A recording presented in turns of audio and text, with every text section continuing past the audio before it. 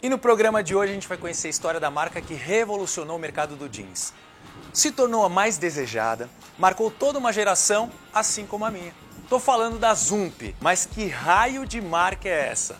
Como ela surgiu, como era o mercado na época, os desafios e todas as curiosidades que nunca foram contadas e que hoje serão contadas pelo seu próprio criador, o Renato Kerlakian. Tem tanto conteúdo, tem tanta história, que a gente resolveu dividir esse programa em duas partes. E vocês vão ficar agora com a primeira parte, que tá show.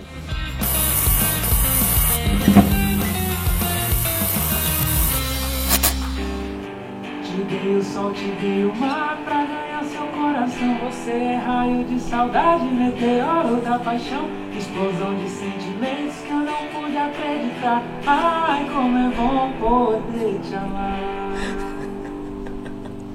Ah, estão sempre surpreendendo, né? Sempre. Eu tenho certeza que essa música deve estar na playlist do Renato, né? O raio tá no coração e na veia. Mas a música não tá na playlist. A Ai, música saudade. essa eu desconheço. Ah, por isso? Saudade, claro. Ah, mandou bem, muito bem. Entendeu? E vocês sejam bem-vindos a mais um Têxtil Show, o programa do setor têxtil, confecção e moda. E hoje é um dia mais que especial. A gente estava esperando muito para poder contar essa história hoje aqui no programa. E eu tenho a honra de receber aqui com a gente no Têxtil Show o Renato Kerlakian, criador simplesmente da Zump, uma marca que revolucionou o mercado de jeans, marcou a vida de muitas pessoas que estão aqui, inclusive, e a minha. Renatão, muito obrigado por estar aqui com a gente hoje. Eu que agradeço o convite. Sem dúvida alguma eu trago uma enciclopédia nessa minha trajetória dentro do mercado nacional, em busca da evolução da indústria do jeans, e tenho muito orgulho de estar participando e poder contribuir com a Têxtil Fashion. Têxtil Show é uma honra pra gente, Renatão, uma honra mesmo. Mas antes de falar da história da Zump, eu queria conhecer mais da história do seu criador, que foi você, Renatão. Como é que começa a sua história no mundo da moda? Bom, eu sou descendente de armênios. Nasci na metade... Família Kerlakian. A família Kerlakian. Nasci na metade do século passado, no início dos anos 50. É uma trajetória bastante longa. São algumas décadas de convivência com o mercado, com negócios e com conhecimento têxtil. Eu praticamente fui criado dentro de uma loja de casimiras do meu pai, que ele tinha um conceito como uma das melhores lojas que poderiam oferecer as casimiras para os alfaiates, para os senhores, para os doutores. Ficava onde, Renato? Ficava na 25 de março, esquina com a Senador Queiroz. Tá. Eu fazia meu ponto lá todos os dias, porque eu estudava no primário, num colégio que ficava um pouco mais acima, e esperava a professora para me pegar na loja para poder ir até a escola. Ela que me conduzia e me trazia e me deixava na loja. Na loja de novo, legal. E nesse espaço de tempo da espera, ia vendo o procedimento comercial, o atendimento, e também, em muitos casos... Você ajudava já? Não ajudava porque era pequeno, não tinha. Os rolos de tecido eram pesados, eu ficava muito mais observando e principalmente torcendo para que os rolos de tecidos, quando terminassem, tivessem metragem suficiente para que pudesse ser feito alguma calça, algum coletinho, alguma coisa para mim. Então, esse conceito da alfaiataria, eu convivi com ele durante um bom tempo. E, de uma certa forma, ficou enraizado no pensamento e na vontade, no desejo de procurar estar sempre bem vestido, porque o feito sob medida foi uma inspiração brutal para que eu entrasse ou caminhasse para esse mundo da moda, e não poderia fazer ideia ou supor que viesse a acontecer dessa maneira. Outras incursões que eu fazia eram com minha mãe, como era o caçula, sempre a acompanhava quando ela ia fazer pesquisas de moda na rua Dom Barão de Tapetininga, Tá. no Dom Zé Gaspar, que era onde tinham as lojas de tecidos e as lojas de moda. Vai o Renatinho junto. Vai o Renatinho junto e principalmente eu a acompanhava na modelista, na costureira, modista, Tá. enfim, que era ali na Liberdade, uma senhora... Você era aquela criança assim, comportada, ou você já chegava fuçando em tudo, queria... Não, eu era bastante comportado. É. Para acompanhar minha mãe tinha que ser comportado. Era um menino quietinho, bonzinho e que ficava mais na observação. E principalmente ia muito com ela para essas provas onde ela ia desenvolver os seus vestidos, saias, enfim, porque em frente ou próxima tinha a fábrica de chocolates da Songsen. E eles tinham lá uma espécie de um bis que chamava Filhós. E eu adorava, porque era um chocolate muito gostoso e fazia questão de ir com ela para essas provas para poder comprar o tal do chocolate. Então era uma mistura associada em ver a modelagem, ver os acertos, consertos e coisas assim, uma prova feita no corpo e os chocolates também. Isso me levou a ter uma visão, tanto para o lado do pai como para o lado de mãe, dessa elegância, da vestibilidade e do requinte dos ajustes e do vestir bem e de uma roupa bem cortada.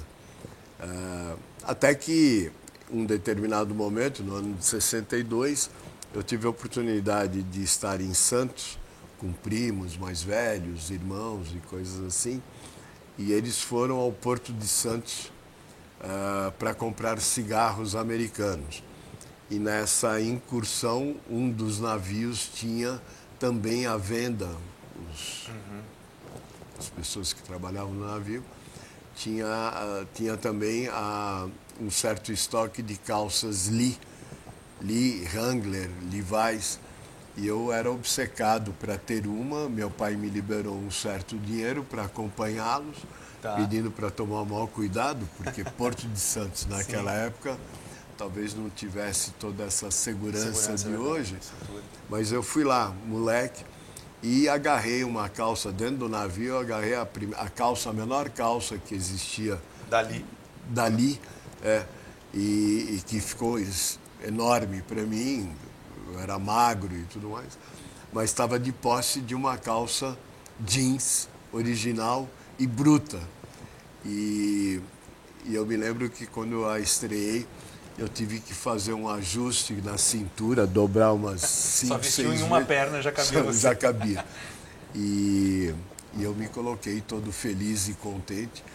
E essa calça me acompanhou durante muito tempo, até que ela ficasse pequena para mim. Eu acho que o tamanho dela era uma 29 ou 30, e eu era bastante magro e tudo mais. Mas essa paixão pelo denim surgiu nessa ocasião. E eu, à medida que eu tive uma oportunidade de me desvencilhar, apesar de ter feito o curso completo de Direito, eu, em paralelo, fiz algumas ações, principalmente depois da morte do meu pai, em 67. Eu parti para o mercado de publicidade, parti para um mercado onde eu pudesse ter um contato maior com pessoas para desenvolver a habilidade de negociações e coisas assim, e conhecimento também de mercado. Mas nada específico da moda, né? Nada específico voltado para a moda, mas o que acontecia era que eu trabalhava numa empresa chamada Publislide, que fazia a projeção de slides nas salas de espera dos cinemas e os comerciais que você fechava com determinadas empresas ou marcas, fazíamos a produção fotográfica, essa coisa toda, para que elas ficassem sendo projetadas na sala de espera. Isso me deu uma experiência bastante grande e a minha paixão por me vestir razoavelmente bem, ou fazer sempre as camisas sob medida, essa coisa toda, foi o que me conduziu de uma forma gratuita, por assim dizer, ao mercado definitivamente de moda. Eu estava com uma camisa que eu havia mandado fazer, que era patchwork, Tá. umas emendas bastante interessantes, colarinhos grandes e tudo. E eu fui visitar uma loja na Lorena. A Lorena ali era um ponto de agito bastante acentuado, onde estava todo o pessoal, não de moda, mas os carinhas, as garotas mais descoladas, mais antenadas, bicho grilo, essa coisa toda. E eu entrei nessa loja e quem estava nessa loja, quem me atendeu, era a Traude Guida, que era da Lely Blanc. E ela me perguntou, eu tinha esse vício de buscar, de pesquisar roupas para mim, ou para a própria Yara, que era minha companheira na época. E ela me perguntou se nós éramos de moda, da moda. Disse a ela do porquê. Ela falou, não, porque adorei tua camisa, é muito bonita e tal. Gostaria de ter na loja, se é que você confecciona. Eu falei, sim, a camisa foi eu que fiz. Se você quiser, sem problema algum. E aí começou a minha primeira negociação, onde eu havia feito a camisa, pedi a encomenda dela. Na época, não sei se era um Mas quarto. naquele momento você só tinha feito para você nem pensou em produzir. Não tinha a menor interesse. Eu era consumidor. Tá. Eu não era vendedor. E passei a ser, num estalo, passei a ser um produtor, confeccionista ou um intermediário na venda de produto. E foi dessa maneira que eu comecei, evoluí muito a questão de pesquisa de matérias-primas. Juntamente com a Yara, desenvolvemos um projeto de peças em tecidos plano. Tá. E a consagração disso aconteceu no ano de 73, quando preparamos uma coleção para levar para L, Toa e Moá, que era uma loja extremamente conceituada naquela ocasião. Era a sua primeira coleção? Nem chamava de coleção. Tá. Fiz durante 1 ano e meio, 2, uma série de acertos, desacertos, até que acertei a mão com essa coleção que eu levei para mostrar para a Elitoa e Moá. A Elitoa era uma loja toda requintada, refinada, de uma clientela bastante seleta. Tá. E ao entrar na loja, uma senhora, uma copeira, nos atendeu. Você não tinha nenhum contato lá ainda? Não. E aí eu disse do que se tratava, ela falou, mas elas não compram assim.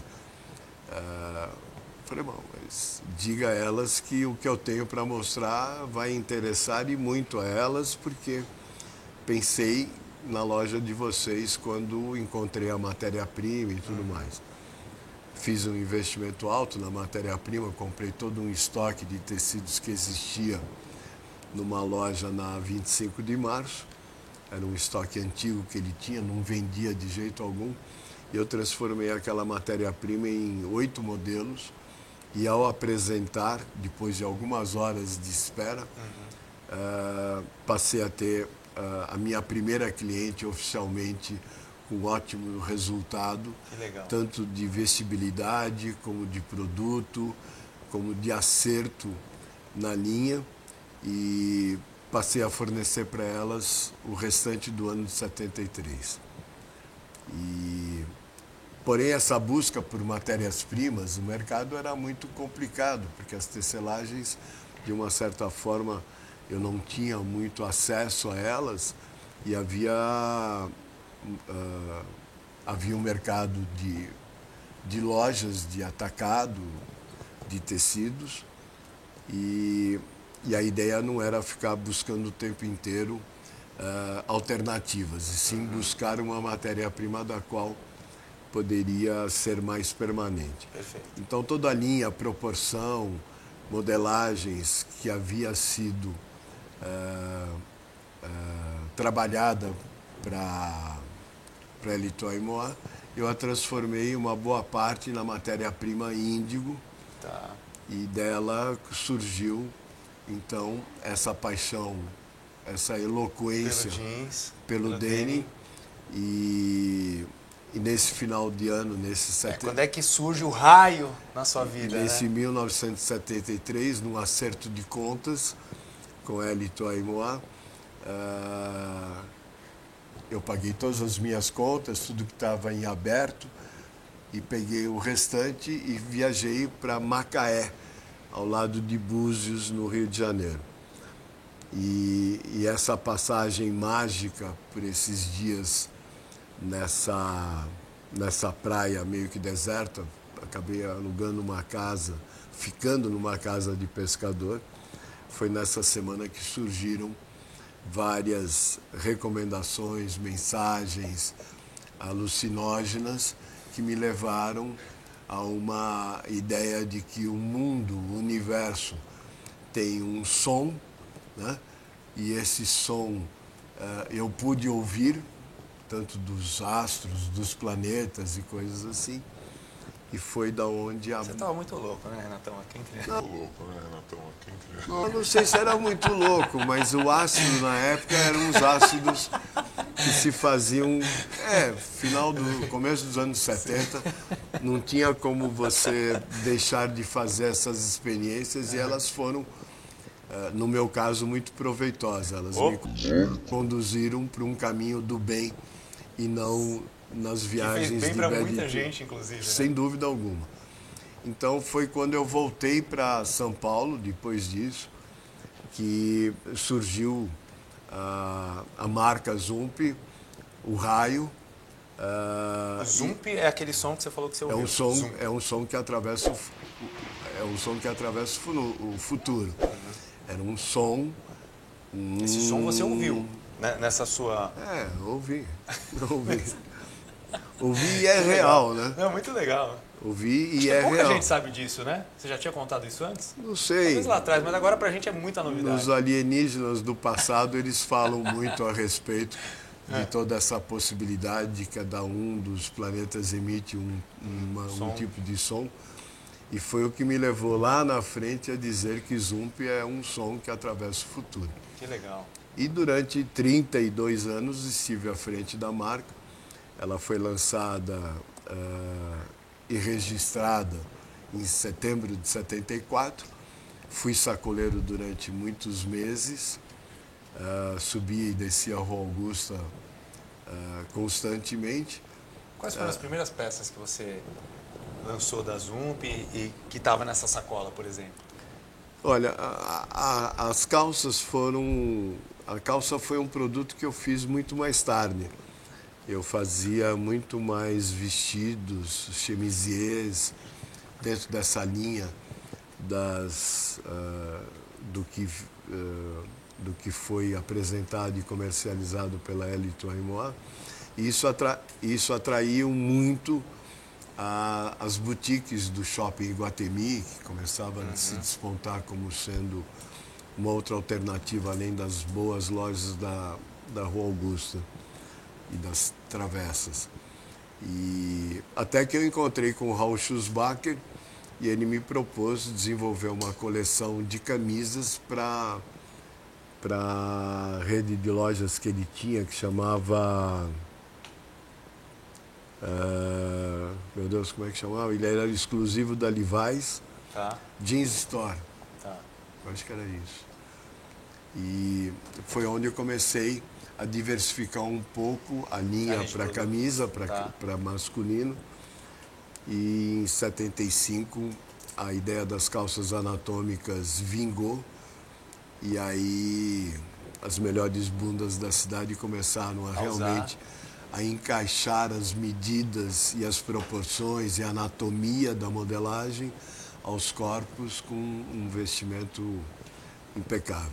Isso sem stretch. Sem stretch. 100% 100% algodão. Você acha que já era um diferencial em relação às outras marcas?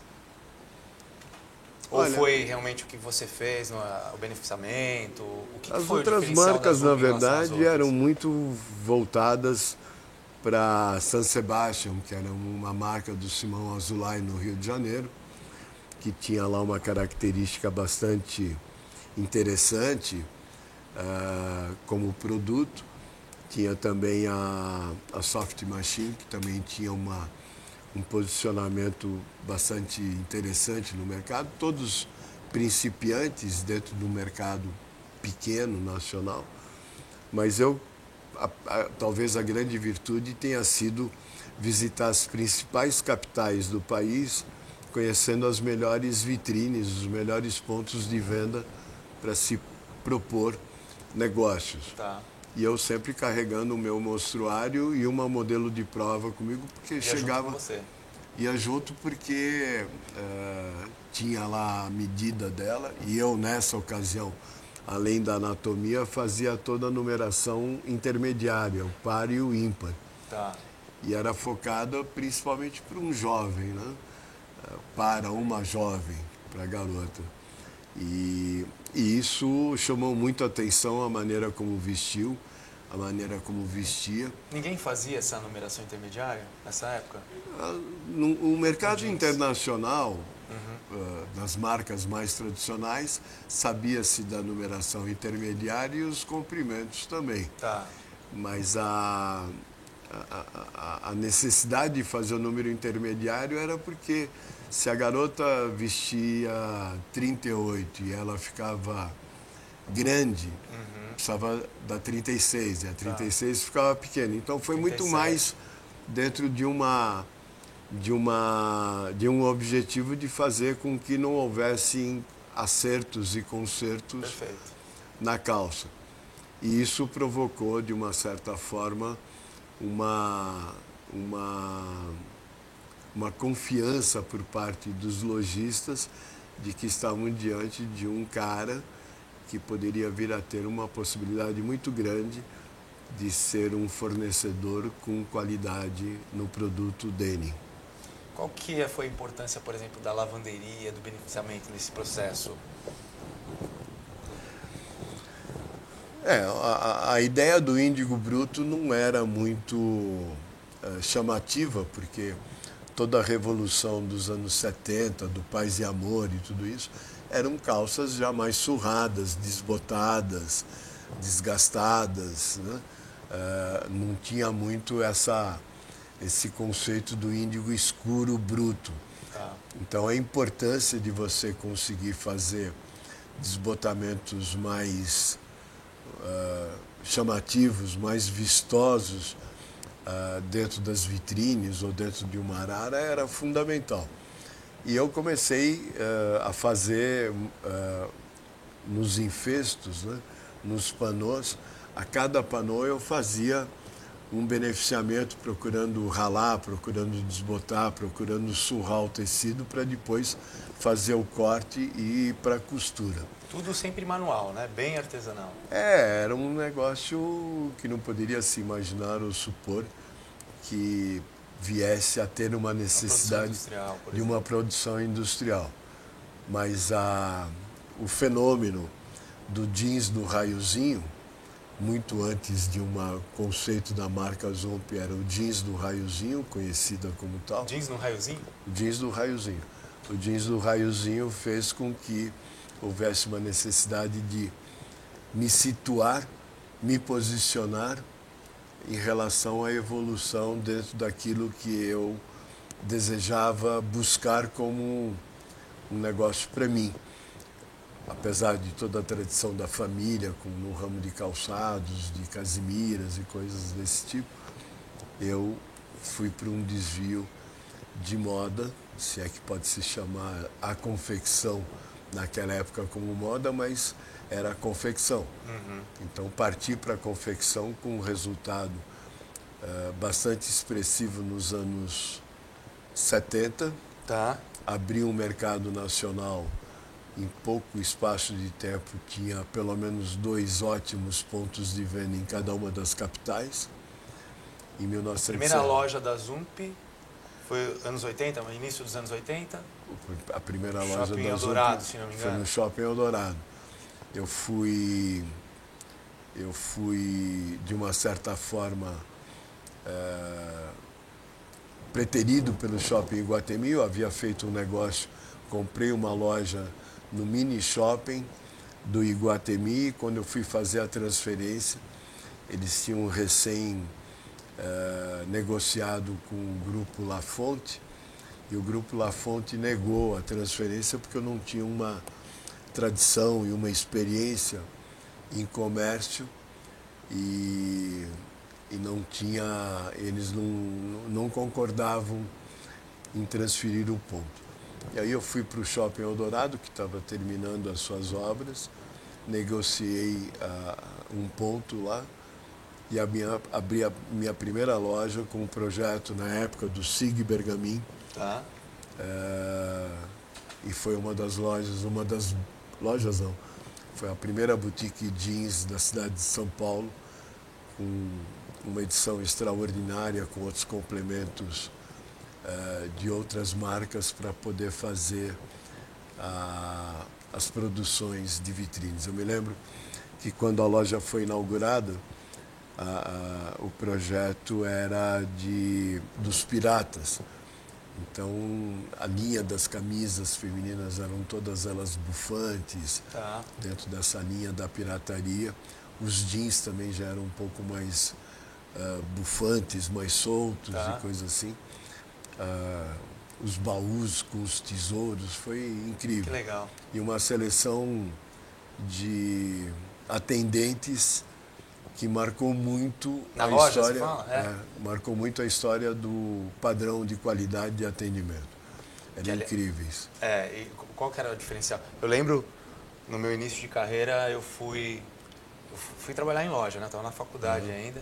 E aí era um sonho, né? Um desejo de trabalhar na Zump e tal. Só que eu estava fora de padrão. Os vendedores, né? Os atendentes super estilosos e tudo mais. Como é que vocês escolheram esse time?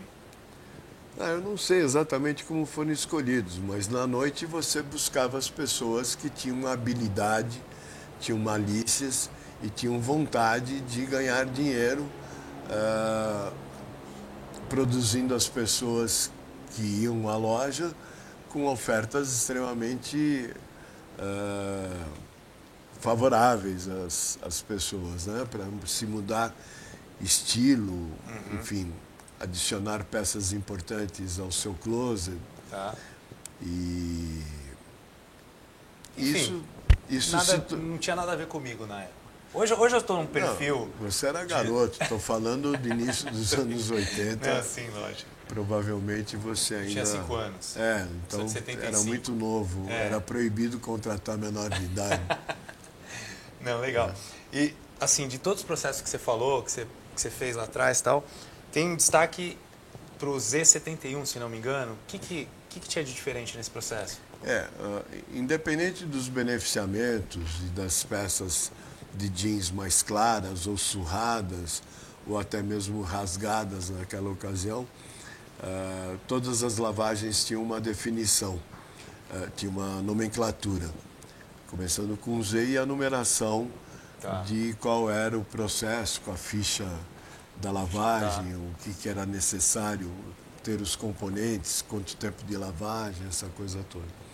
E a Z71 foi muito importante, porque ela tinha um processo que fazia a reserva das costuras todas, das laterais, entre pernas, cós, bolsos e coisas assim. E posteriormente se fazia o desbotamento do jeans. Então o jeans ficava clareado, né? Numa espécie de delavé, e preservando as costuras todas. E foi realmente um sucesso muito grande, principalmente nessas calças de ajustes. Foi uma das lavagens, foi uma das opções de lavagens nas calças de ajustes que deram realmente uma estilingada muito forte no modelo de calça. Entendi. Teve o Stonewash também, que foi vocês foram os primeiros a trazer. O Stonewash foi a primeira utilização de pedra vulcânica para dar atrito e fazer o desbotamento e o envelhecimento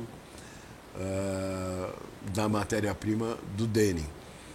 E aí eu me lembro muito bem da dificuldade que tinha-se de encontrar a pedra vulcânica para se fazer... Aquela pedrinha de jardim, né? Aquelas pedrinhas pequenininhas. A pedra pomes, né? Que eles chamam. E a vantagem de ser a pedra pomes, a vulcânica, é que ela era bastante leve e que não estragava o maquinário da lavanderia, essa coisa toda.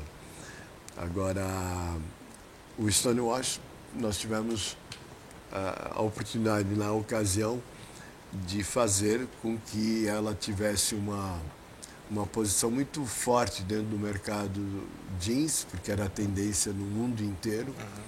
Muitas marcas já lavavam com a pedra pomes, independente do que ela poderia causar de problemas à natureza, essa coisa toda. Na época não se importava com absolutamente nada, né? Porque se trabalhava muito com cloro e com produtos extremamente agressivos para se chegar ao desbote. Você conheceu o François Gibault? Sim. Tive uma relação bastante boa, não só por pesquisar e olhar as lojas dele, mas de entrar em contato com ele, recebendo aqui em São Paulo, no Brasil. Eu já estava, inclusive, com a fábrica lá em Alphaville quando ele aqui esteve. E ele tinha algumas marcas, que eram Momento Dui, Compagnie de Forêt Montagne, tinha Closet, e a Marité e François Gibault. E naquela ocasião ele veio para um contato, o interesse dele era muito forte no mercado sul-americano, e ele veio com a ideia de trazer as marcas dele para cá e levar a marca Zump para lá, mas logicamente que ele era um poderoso dentro do mercado internacional. Tá vendo, François? Lembramos de você aqui. Fala aí. My name is François Gibault. You want I say that? Não, é que a gente comentou de você, eu queria que você falasse alguma coisa. I'm married than François Gibault, but what is the question? Deixa pra lá, vai. Renatão, voltando aqui, vai. A Zump, ela foi um divisor de águas da moda brasileira lá no exterior. Como é que era antes da Zump e depois da Zump? Até chegar nesse divisor foi uma trajetória bastante acentuada. No final dos anos 70, um desfile memorável. Na época, nos faziam desfiles. O tema do desfile era Sexy Jeans, numa gafieira em Pinheiros chamada Sandália de Prata. No início dos anos 80, a ideia do jeans masculino, da alfaiataria, do couro, da malharia, do tricô, da camisaria, dos acessórios, dos calçados, fez uma ideia completa de uma loja, de uma marca que pudesse ter o seu conteúdo absolutamente produzido com a marca, com a etiqueta Zump, para que pudéssemos partir para a primeira loja, segunda, terceira, quarta, quinta loja própria e escolhermos durante uma pesquisa muito grande e acordos com os principais clientes nossos, a preferência para que pudéssemos instalar em cada uma das capitais ou nas principais cidades dos estados uma franquia da marca Zump. E aí foi criada a marca Alta Tensão, que emprestou o nome para as franquias. As primeiras 9 franquias foram chamadas de Alta Tensão. E quando foi aberta a 10ª, já... Mas só trabalhavam com Zump, né? Só trabalhavam Era só o nome Zump. Alta Tensão. A etiqueta continuava o raio? Não. O produto era a alta tensão, tinha um produto alta tensão e 98% de Zump. Entendi. Com alfaiataria, com essa linha toda completa, dentro da projeção dos anos 80, que era de se fazer uma marca completa e uma loja completa. Principalmente porque o mercado de multimarcas usava a marca Zump como atração para trazer o cliente para dentro da loja, mas a exposição, o cuidado, o carinho com a marca dentro distribuição dentro dessa distribuição interna deixava muito a desejar.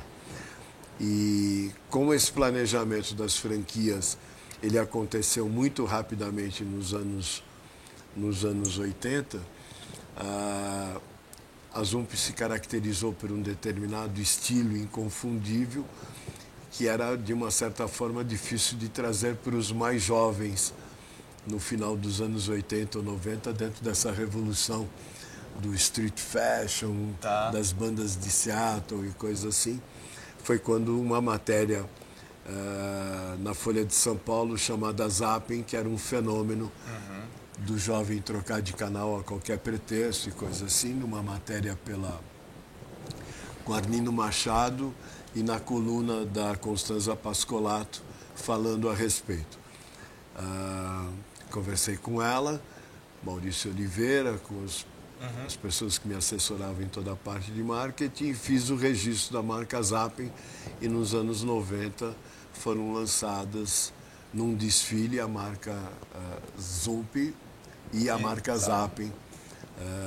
Zump e Zapping. Praticamente uma dupla sertaneja. Imbatível.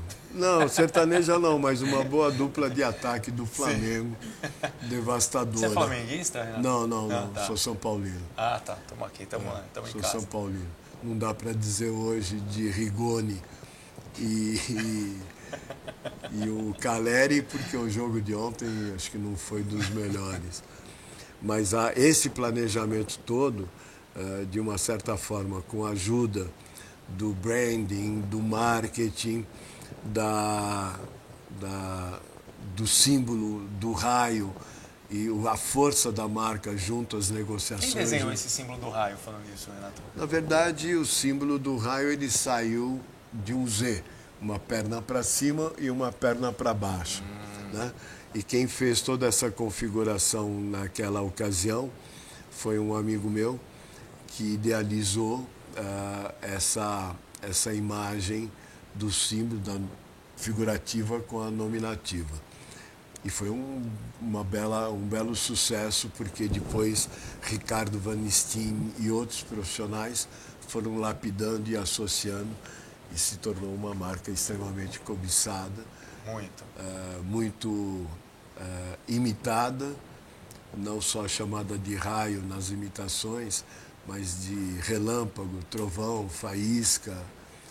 Por falar nisso, marcas semelhantes, Zamp, Zen, Zoomp, tinha tudo isso. Eu acho que é inevitável, né, para uma marca que fez o sucesso, o sucesso da Zump. Acho que todas as marcas passam por isso, né? E surge, não tem jeito de segurar a pirataria. Prova disso você vê ali, ó.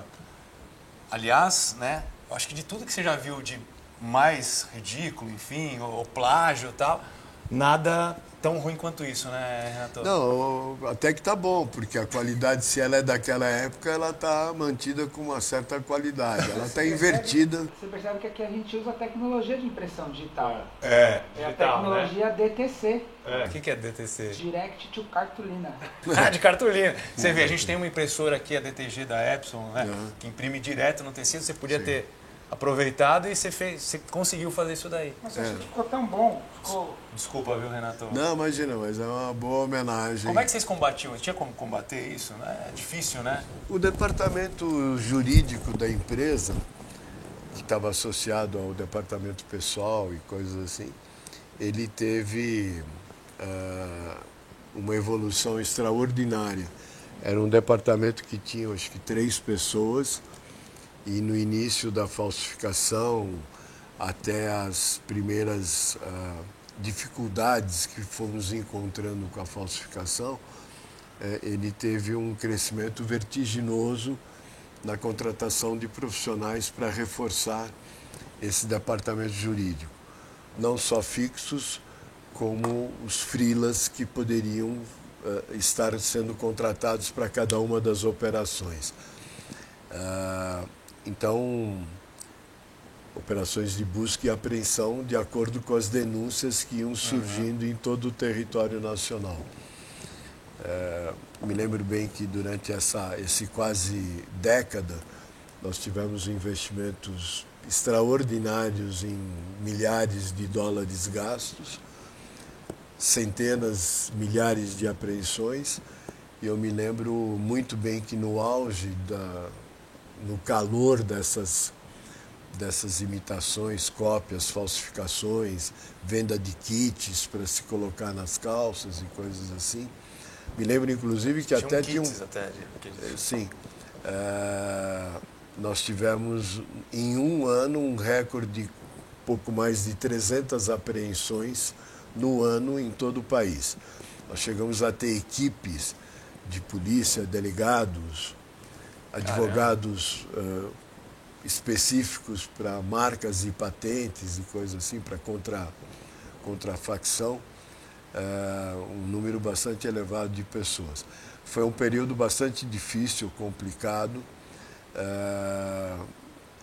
que de uma certa forma, por mais que tentasse abalar as estruturas, o raio estava extremamente bem fincado e tivemos que reposicionar a marca com campanhas sucessivas dentro da Veja, mostrando em página dupla quais eram os atributos de uma calça original. Né? E aí tivemos uma série de parceria com fabricantes de aviamentos, de etiquetas, de botões, de tecidos, para manter a originalidade da marca. Pode aprender, Renato, fica à vontade, tá? Eu acho que pode levar a camisa e ele, se você quiser também, viu? E como eu falei no início, essa primeira parte da entrevista termina por aqui. Aproveita aí para se inscrever e acionar o sininho para ser lembrado que na semana que vem tem mais bate-papo com Renato Kerlakian, criador da Zump. Fica aí com a gente que o programa vai ser show, porque o têxtil é show.